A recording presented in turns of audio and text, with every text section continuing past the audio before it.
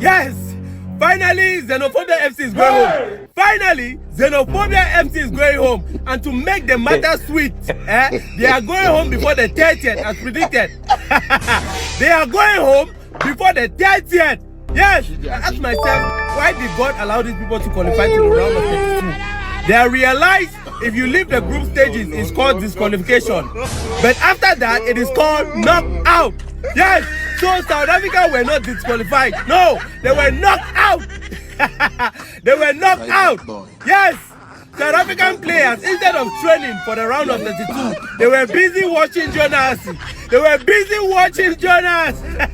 Today is the 28th. You have 2 days. South African players and their supporters, you have 2 days before the 30th. Enough time for you to book your flight, go back home, enter the forest and look for sticks. Yes. Book your flight, go back home, enter the forest and look for sticks so you can walk around the streets chasing foreigners like mad people on the 30th. Yes! Xenophobia FC is crazy. But you know what? We deserve it. Sorry, South Africa. Unfortunately, Xenophobia, Bafana has reach the end of the World Cup. Because with everything that's happening back home, we really thought we were going to get away with it. We really thought our actions wouldn't catch up with us. It doesn't work like that, Mzansi. It doesn't work like that. Across the continent, la babuya khona emayibo, eAfrika borwa, frustration is high. Relationships that took decades to build among each other are strained by recurring cycles of anti-immigrant rhetoric. This violence, this mistrust, this political dysfunction. We're not here to talk about whether or not South Africa has legitimate immigration challenges. It does. In this video essay, we're not going to beat around the obvious bushes. South Africa faces real pressures: unemployment, inequality, crime, strained public services, undocumented migration, and failures in state capacity. We know. But the question before us is whether these challenges that South Africa faces, can they be addressed without sacrificing human dignity, without sacrificing constitutional governance, and some of you might get angry, but without sacrificing Pan-African ideals? The stakes are greater than Itiski. Don't be fooled. This is not about the lack of support for Bafana Bafana. The real consequences of this straining relationships between South Africa and her siblings is diplomacy, it's trade, it's regional integration, it's the ability of Africans to build trust amongst each other. It's about the human lives. What about the free trade agreement where we can trade amongst each other? What about the universal African passport where you can move around the African countries freely and conveniently, just like the Europeans do amongst each other? What about those things?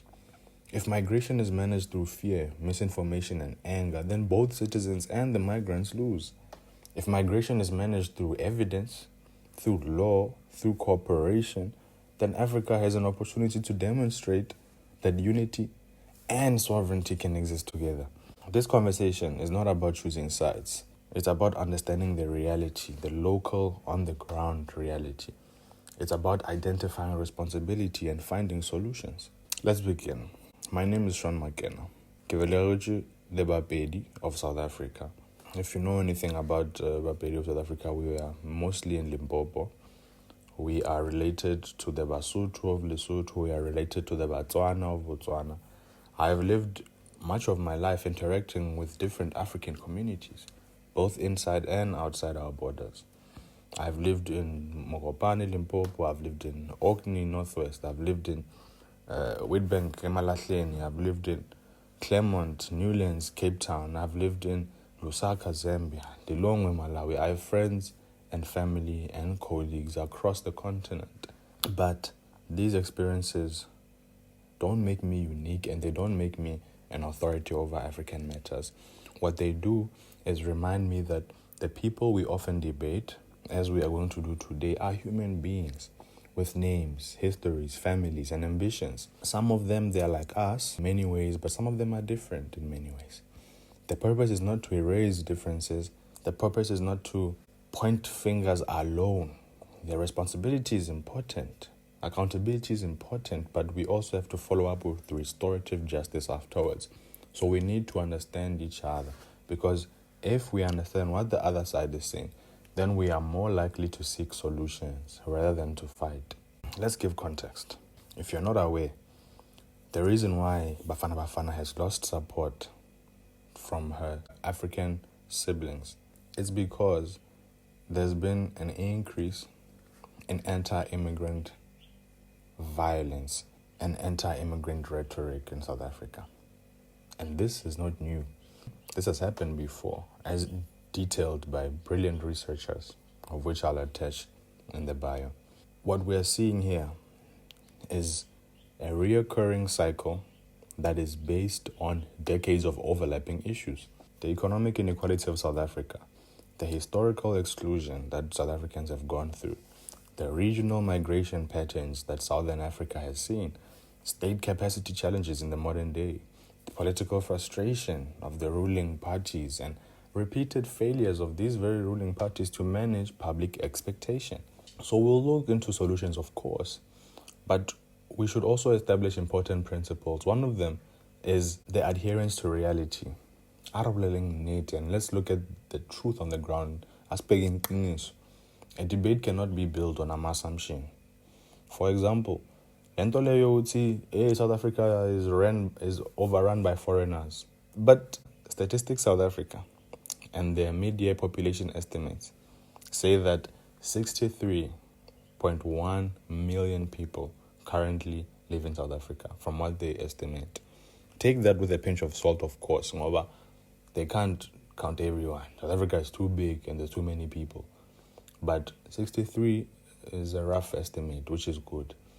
63.1 million people. Now imagine this. Current estimates suggest foreign-born residents make up 4 to 5% of the population.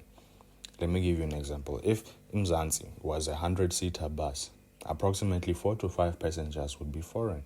4 to 5. That leaves 96 to 95 of South Africans who can take up those seats. And yes, this is where you hear my argument. You would say, no, but these border management authorities, they can't account for everyone. Statistics say they can't account for everyone. What about those ones that have jumped illegally and have bypassed my calculation? Sharp Fere, we can estimate for those, but empirically we have to suggest that it would be on an increment of at least 2.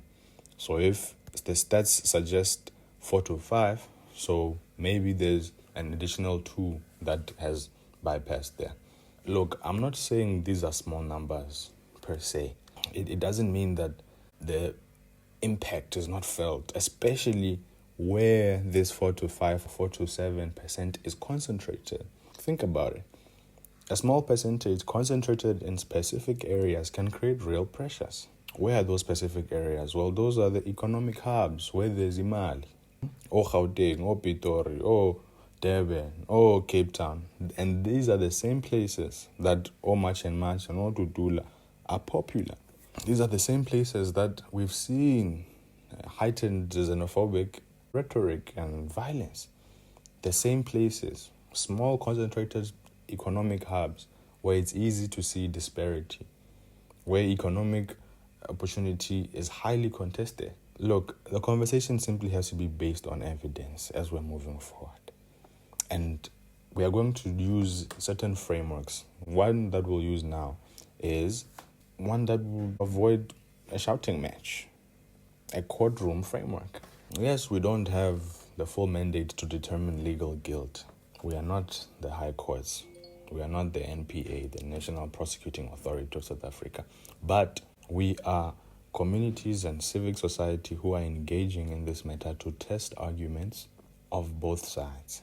What are these sides we're talking about? We're going to have one side which have condemned xenophobia, Afrophobia, unlawful vigilantism, and all these attacks against migrants. They'll be represented by Julius Malema, very popular, and he will represent all of these people that are against the anti-immigration that has been happening. We are the defendant. These are the ones that argue that government failures have resulted in communities taking action.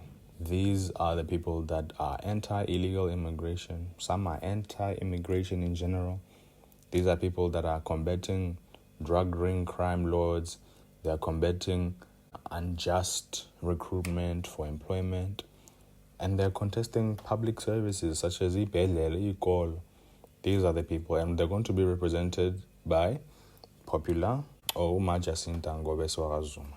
Look, between these two, we are not trying to identify who's right and who's wrong. Not completely.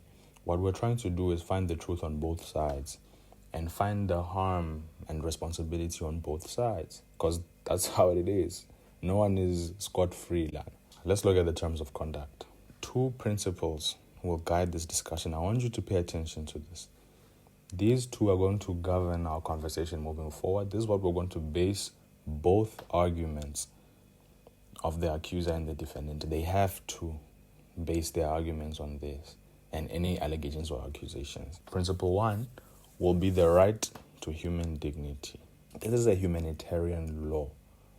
Every human being possesses inherent dignity.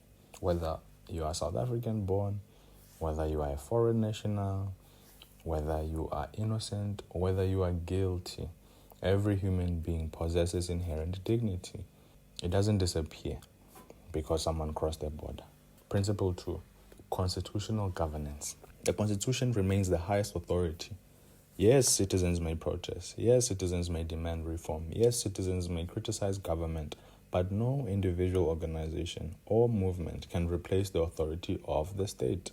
Is the state perfect? Hell no. The Constitution as a mandate is not perfect. It's supposed to be evaluated yearly, but it hasn't been, so it's outdated. Yes, it requires reform, but even that reform has to happen in a democratic way. We can change it just going through the process. And if they make it hard for us to go through the process, we can escalate. Look, normally the defense, these are the ones that are anti-illegal immigration, represented by Jacinta Ngobeswa Zuma. They respond to genuine frustrations. We all know about South Africa's unemployment rates, South Africa's crimes, its housing shortages, pressure on healthcare, weak border management, administrative failures, severe corruption. These concerns cannot simply be dismissed. A community struggling with unemployment and poverty has a legitimate right to demand answers from its government. However, the court, in this case, must examine whether the source of frustration matches the target of blame and whether that frustration has crossed any ethical or legal grounds. Those 2 principles of ours, of human rights and constitution, that's what we'll be doing today. Here's a quick fact. South Africa occupies approximately 1.22 million square kilometers. That's a lot. The challenge is not simply that the country lacks physical space. The challenge is that economic opportunity is concentrated in specific urban centers. This is why migration can feel larger than national statistics suggest. They can feel larger, not that they actually are. A resident in a major city, Gauteng, Pitori, Jozi, Cape Town, Durban, a resident in those major cities may interact with migrants daily, while umuntu waseMthatha or umuntu waseMatatiele or umuntu waseMathateni, these people, most likely they encounter only a few immigrants, and that's why maybe they might not complain that much. And besides, my friend, both experiences can exist simultaneously. Lastly, the prosecution or the accuser and the defense, they are 2 sides of the same coin. The accuser is normally concerned with long-term ramifications. They look at it globally with regards to international relations and such. Valid. The defendant is often looking at it on the grassroots level, on the ground. They are concerned with immediate care, which is also valid. But let's jump into each case and each argument. The prosecution, in this case, argues that frustration cannot justify unlawful action. They argue that organization leaders, Jacinta Ngobese Zuma, Mr. Ndaba, Operation Tutula leader Nhlanhla Lux, Gayton McKenzie to an extent, other leaders in high-level government, and even the normal everyday South African who leans towards Afrophobic or xenophobic mentalities. The prosecution argue that these organizations and these individuals have been careless with the use of words, therefore misleading frustrated and vulnerable peoples. Exhibit A. We submit the final Gauteng High Court judgment in the case of brilliant organization Kopanang Africa Against Xenophobia and Others versus Operation Tutula and Others. The High Court explicitly found that Section 41 of the Immigration Act was violated by these individuals because they were conducting illegal identity checks, vigilante raids on private residences. The High Court found that this could not be accepted, and therefore they received a sweeping indictment, not only for Operation Tutula, but for all other organizations to cease the unlawful usurping of state policing powers. Do not conduct private street searches. Do not set up identity checks. Ungekho ipolice, ungasebenzeli Home Affairs, ungasebenzeli Border Management Authority. And it was a sweeping indictment. So it also implied and it also instructed to other organizations within Operation Tutula's atmosphere. They've continued to do that to this day. We've seen the videos. So they are breaking the law. They are breaking the South Africa's constitution. That's Exhibit A. Exhibit B. They coordinated healthcare blockades and have caused bodily harm. Violation of Principle 2, human dignity and equal rights. We submit affidavits and video logs from healthcare workers detailing organized blockades outside public medical centers, notably the one Yase Alexandra Community Healthcare Center. Operation Tutula and its affiliates station members at clinic gates to physically deny entrance to undocumented individuals. This directly led to a formal police investigation, and EFF has opened up a criminal docket, which includes allegations of manslaughter following the tragic death of a 1-year-old Malawian infant who succumbed to an emergency condition after medical access was denied or delayed due to these blockades at the clinic entrance. Exhibit C. Incitement to public violence at public institutions. A severe Principle 2 of constitutional governance and Principle 1 of human dignity and equal rights have been broken.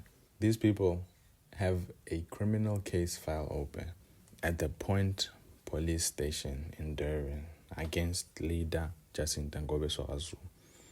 The state's docket details that her movement, March and March, organized protests directly outside Addington Primary School in Durban. The group disrupted school operations and demanded that local administrators immediately expel foreign learners to prioritize South African children. Following her voluntary surrender, the National Prosecuting Authority is currently reviewing her formal warning statements to determine final charge sheets for public violence and or illegal gathering. The case is still open, but we submit this exhibit nonetheless to detail the pattern of breaking both principles of human dignity and right, as well as the Constitution. Exhibit D. The Mossel Bay fatalities and mass displacements. We allege that they have incited fatal xenophobic attacks, arson, and international diplomatic emergencies. The evidence is verified investigative updates from the South African Police Service and the official diplomatic declarations from the government of Mozambique. On Friday, May 29, 2026, violent anti-immigrant unrest swept through the informal settlement of Mossel Bay, resulting in 50 shacks being torched. The victims, SAPS confirms, are 2 unnamed Mozambican nationals who were killed on the scene. Additionally, an 18-year-old South African national was fatally stabbed in the immediate spillover violence. Why? I'm not sure. The Mozambican government media office subsequently verified to continental bodies that a cumulative total of 5 of its nationals died as a result of these targeted attacks. As a byproduct, over 800 Mozambican nationals were caught in the crossfire, prompting mass evacuations and voluntary repatriation flights by Ghana, Nigeria, as well as Mozambique. Our last allegation is public video broadcasts and transcripts from Nkosikona Phakela Mthakathi Ntabantaba and his affiliates who have aggressively promoted a countrywide June 30th deadline. The deadline explicitly orders all undocumented foreign nationals to vacate the country by June 30 or face civilian-led quote-unquote cleanups. The legal standing is that this is unconstitutional. It has broken both principles because it generates an atmosphere of extreme fear across migrant communities, misleading said communities for them to go ahead and to cause harm. Members of the court, Batelich, as you can see, the chain of causation is absolute. From the High Court violations of Operation Tudula to the school disruptions of March and March, as well as the blood spilled in Mossel Bay. These groups, the illegal immigration groups, they seem to be operating outside of the frame of the law. Their leaders are irresponsibly conducting these mass protests that have quickly resulted in the loss of life. These rhetorics of anti-immigrations have scapegoated the fault of the institutions of government towards the vulnerable. And we would like these to be acknowledged, accounted for, and adjusted for moving forward through the process of restorative justice. Okay, we have heard the case of the prosecution or the accuser. Now we will give it to the defense, and we trust that they will adhere to the strict principles of constitutional governance and human dignity as outlined. The floor is yours. Members of the court, Siyabonga Sanibonani. The defense submits that while the prosecution has highlighted genuine incidents of controversy, violence, and constitutional concern, it has failed to adequately explain why these movements emerged in the first place. They did not arise in a vacuum. They emerged within communities experiencing prolonged unemployment, weak borders, corruption, administrative backlogs, and a declining trust in state institutions. But before we go into that, let's respond directly to the prosecution. Regarding the case of Operation Tudula in Exhibit A, the defense argues that a court judgment against Operation Tudula, one organization, cannot automatically be applied to every activist movement or political organization. Regarding Exhibit B and the healthcare blockades and the death of the Malawian infant, the defense notes that allegations remain subject to legal processes and have not yet produced final findings against all accused parties. Regarding Jacinta Ngovese's case, the defense reminds the court that an investigation is not a conviction and that the presumption of innocence remains a cornerstone of constitutional democracy. Shuguti, I'm not guilty until proven guilty. Regarding the Mossel Bay deaths, the defense argues that the prosecution has not demonstrated direct orders, operational control, or planning linking the accused to the perpetrators. Criminals are criminals, and we have consistently revoked and rebuked any association to criminality. Regarding the June 30th campaign, the defense argues that citizens possess a constitutional right to advocate for stricter immigration policies, provided such advocacy does not cross into unlawful incitement. Finally, the defense does not argue that immigrants have not suffered harm, nor does it argue that every action undertaken by anti-immigration activists has been lawful. Instead, it argues that the prosecution has focused primarily on the symptoms of the crisis while overlooking its causes. Those causes, again, are government failure, corruption, weak enforcement, administrative dysfunction, and poor migration management. The defense therefore submits that while individuals must be held accountable for unlawful conduct, responsibility for South Africa's migration crisis cannot be placed solely upon activists or frustrated communities. The state itself must answer for the conditions that allowed this crisis to emerge. That is the defense's case. Thank you. Now, let's do a findings of fact. We have heard both sides of the story. Now let's see what we can finally understand. We know that South Africa faces genuine migration management challenges. We know that claims of immigrants constituting a majority of the population are unsupported by available evidence. We know government failures have contributed substantially to public frustration. And we also know that vigilante enforcement violates constitutional governance. Violence against migrants cannot be justified by policy failures. And even if reform remains necessary, it should be done so in a constitutional manner. A question emerges. It's not whether migrants have experienced harm, they have. And it's not whether South Africans face legitimate struggles, they do. The question is whether each problem can be solved by denying the other. The answer is no.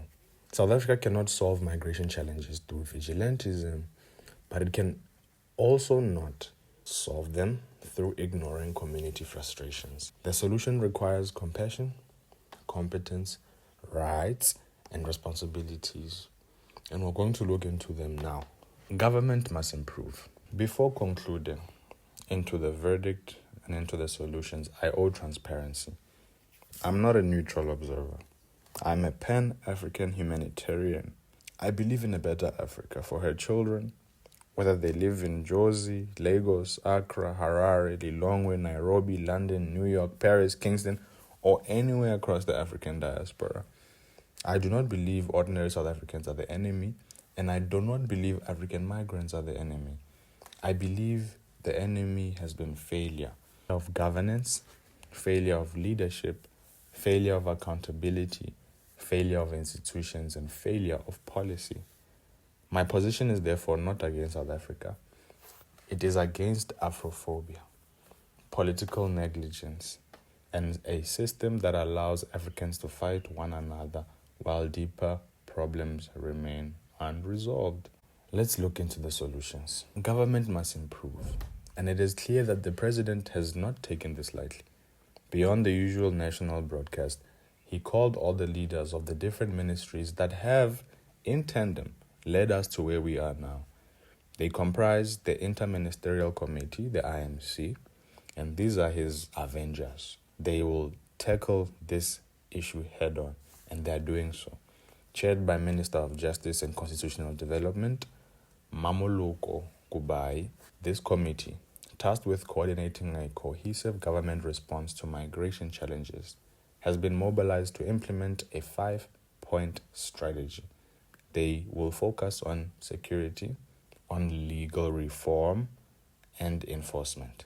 The IMC and their mandates are constituted by key departments. Let's look into these departments with Tabuban. Each assigned specific technical work streams, by the way. Babahlanganisile of different ministers, different ministerial committees, and all of them have their own specific tasks. We have Minister of Justice, as we've talked about, who will lead the committee, who will ensure that all interventions remain aligned with the rule of law and our international constitutional obligations. Another important part. We have the Department of Home Affairs, DHA. We have the South African Police Service. We have the Department of Employment and Labor. We have the Department of Defense. We have departments of international relations, small business, basic education, higher education. Note that Bafunukfara, transport, trade, industry and competition, social development. Why? Because these are the people that have actually caused the issues in South Africa. And it's their fault. Hence why it's them that should be fixing this problem. What have they been doing so far? The IMC has moved from policy, which was this white paper, but they were trying to amend the constitution to speak more precisely and more about immigration in South Africa. We have seen heightened border vigilance. The BMA, or the Border Management Authority, has deployed advanced technology such as a drone, a body-worn camera. They are monitoring ports of entry. They are establishing static checkpoints and roadblocks on key corridors, such as those leading to the Beitbridge border, to intercept illegal entry attempts. So what are they doing? They are doing their job. Now, because there's pressure, they're doing their job. We are seeing a multidisciplinary crackdown. The committee has intensified intelligence-led operations from Bonalama BMA.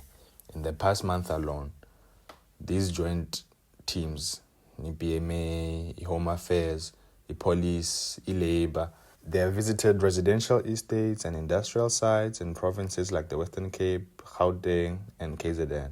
A clear priority of theirs is the prosecution of business owners who break immigration laws. Recent operations in Newcastle and Tshwane have resulted in the arrest of employers who knowingly hired undocumented foreign nationals. We are seeing anti-corruption measures. They recognize that systemic corruption undermines immigration control.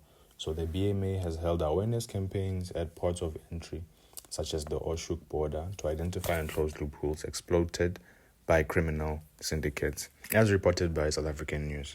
These collective efforts have reportedly led to 40,000 arrests since the beginning of 2026, demonstrating that the government is utilizing its own capacity as much as possible to rectify previous systemic lapses and restore the integrity of the nation's borders. So we see what they are doing. Communities, on the other hand, also have a responsibility in these solutions. We need to reject violence. We need to reject collective punishment.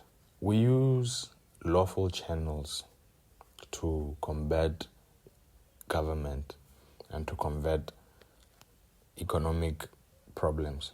You can be an active citizen, yes, but do it responsibly.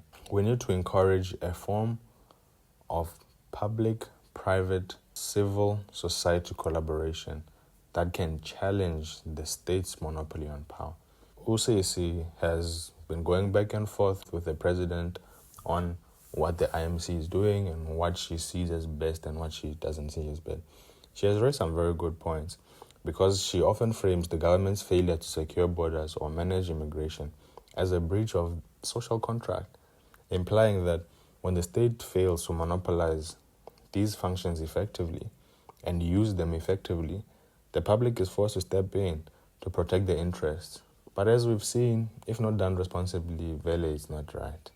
So they can do this responsibly, and they should be able to work with the government, and the government should be able to do their job. As civil society, we have to fight misinformation, promote dialogue. Obvious gaps in the IMC's targets, such as a lack of a supreme anti-corruption task force, it needs to be addressed. It needs to be brought up and lobbied, because without a watchman, for the watchmen, government's effort to get better, such as their 5-point strategy announced by a president, they risk being undermined by the very systemic corruption they're trying to eradicate.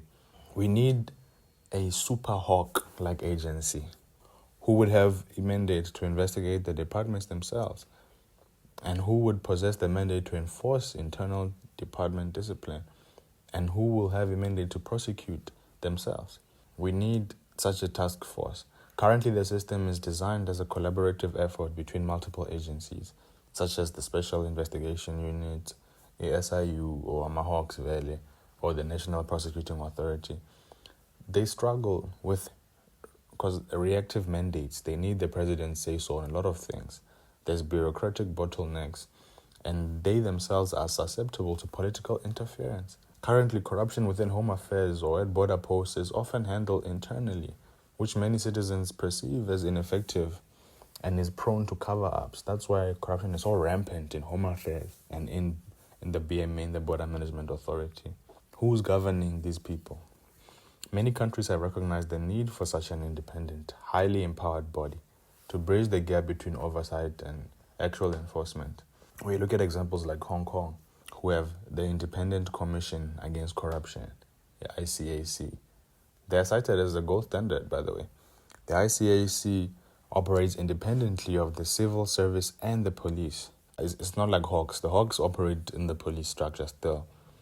These ones have a three-pronged approach: investigation, prevention, and community education. Its mandate to investigate both the public and the private sectors without political interference was instrumental in transforming Hong Kong from a highly corrupt society into one of the cleanest globally. So these are the kinds of solutions we need. As civil society, we must monitor violations of human rights and follow up on them. Kopanang Against Africa, amazing organizations. We need social cohesion, oneness amongst native South Africans internally, as well as the rest of SADC and the African diaspora. The goal is not a careless opening of borders, but the goal is not isolation neither. The goal is lawful, it's humane, and it's effective. Here's the final verdict as we close up. The court finds that both arguments contain elements of truth, but that both sides have had a role in the current issue of South Africa against African migrants. The defense is correct that communities experience real pressures. The prosecution is also correct that dignity and constitutional order cannot be abandoned. The failure has been allowing these realities to become enemies instead of recognizing that they are connected. Yes, government failures have contributed significantly to public frustration. The following list consolidates the systematic shortcomings and failures of the various government departments. These people that are tasked with the IMC, with the Interministerial Committee on this issue. Just for context, here's exactly how they've put us where we are now. Let's look at the DHA, the Department of Home Affairs. It's hindered by severe administrative backlogs, archaic and fraud-prone digital systems. Its internal corruption has compromised the reliability of documentation. They've pretty much lost credibility in this modern age. South African police are by far one of the worst. They are criticized for being reactive, poor intelligence. They lack the sustained presence necessary to secure vast and porous and strong borders. Even internally, they are constantly alleged at just leaving these drug lords to be running rampant in South Africa. The Department of Employment and Labor has historically failed to conduct adequate business inspections or forced labor laws. They've facilitated the widespread exploitation of undocumented workers. I mean, go to Western Cape. Almost all of those vineyards are managed by undocumented workers. Your Checkers 60s. The Department of Defense also has a role to play here because they are constrained by poor borderline infrastructure. They're supposed to be helping the BMA. But even with them participating, they have inadequate patrol mobility. Their resource shortages are limited, and its ability to safeguard territorial integrity is weak. The very BMA we're talking about, they are struggling to bridge the gap between its broad legal mandate and the practical realities of monitoring thousands of kilometers of porous borderlines and outdated infrastructures. Simply put, she's right. Jacinta is right about the amount of staff that's available to be doing this work. Yes, they're going to be relying on technology, but isn't that work you should have been giving to the people of South Africa? We the ground people. The Department of Small Biz Development has also failed because it hasn't effectively supported and protected local township businesses. The unfair competition from migrants is real, becoming a significant flashpoint for public frustration. Departments of basic and higher education have also failed because they've shown an inability to adequately plan for or integrate non-citizens into the public service system, resulting in infrastructure strains that exasperate social tensions. Department of International Relations, or DIRCO, they fail to leverage regional diplomatic channels effectively, leaving South Africa to address migration pressures largely in isolation, because it's not really a South Africa problem, migration. Where are these people coming from? Why are they running from their countries? It's not nice over there. And without a proper, strong integration plan, an integration growth plan that is SADC as well as broader African, we won't see positive immigration patterns. We have the Department of Social Development. These ones are criticized for failing to provide adequate humanitarian and social welfare support, causing marginalized communities to compete for the same limited state resources. I was personally hurt when I saw some of these camps of people who were preparing to be repatriated. So unhygienic, so condensed. Where's the social where are the social workers? We have centers that we can allocate to these people. Why are these people being abused on our own land while we are watching and doing nothing? Look, with all of this said, Anti-immigrant organizations are not innocent neither. Operation Tudula frequently executes unauthorized raids on businesses, clinics, and schools, violating rights to property and privacy. By framing migrants as foreign invaders, quote unquote, they institutionalize a narrative that justifies forced evictions and mob violence. Imach and March undermines the rule of law by issuing public ultimatums like June 30. Their populist rhetoric dehumanizes migrants. It becomes an us versus them environment, where xenophobic violence becomes a foreseeable consequence of their public protests. It's almost hard to separate them now. If they're going to go out into the streets to protest, to picket, someone has to get beaten. Something has to get broken. Some law has to be disrupted. And Nani, Bob PA, you use nationalistic political...